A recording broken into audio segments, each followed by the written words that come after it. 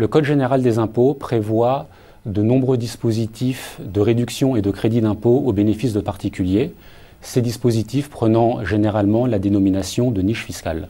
La loi de finances pour 2011 prévoit deux types de limitations de ces niches fiscales.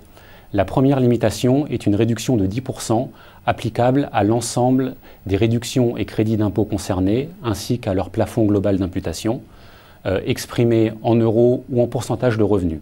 Dès lors qu'un plafond global s'applique à plusieurs dispositifs, la réduction de 10% s'appliquera à ce plafond global.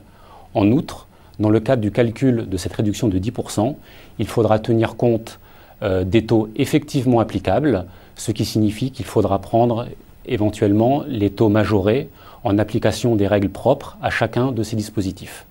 Enfin, bien évidemment, le législateur a prévu des conséquences en matière de calcul de bouclier fiscal. Rappelons simplement que le bouclier fiscal est un dispositif permettant à des contribuables personnes physiques d'obtenir la restitution des impôts directs mis à leur charge dès lors que ces derniers excèdent un certain pourcentage de leur revenu imposable.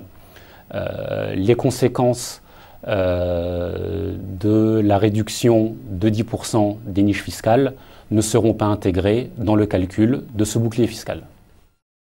La loi de finances pour 2011 prévoit une seconde mesure en matière de niche fiscale. Il s'agit de l'abaissement du plafond global applicable à ces niches fiscales.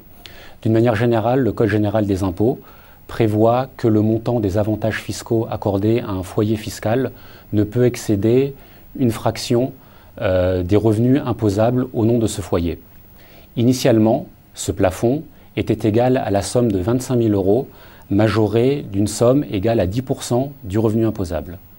La loi de finances pour 2010 a ramené ce plafond à la somme de 20 000 € majorée d'une somme égale à 8% des revenus du foyer fiscal. Enfin, la loi de finances pour 2011 prévoit désormais que ce plafond est ramené à la somme de 18 000 € majorée de 6% des revenus du foyer fiscal. Le revenu à prendre en compte étant le revenu fiscal global imposable selon le barème de l'impôt sur le revenu. Enfin, il convient de noter que ce nouveau plafond n'est pas applicable à deux types d'investissements. D'une part, les investissements outre-mer et d'autre part, les investissements immobiliers réalisés en métropole, ces deux investissements demeurant soumis à l'ancien plafond tel qu'il résultait de la loi de finances pour 2010.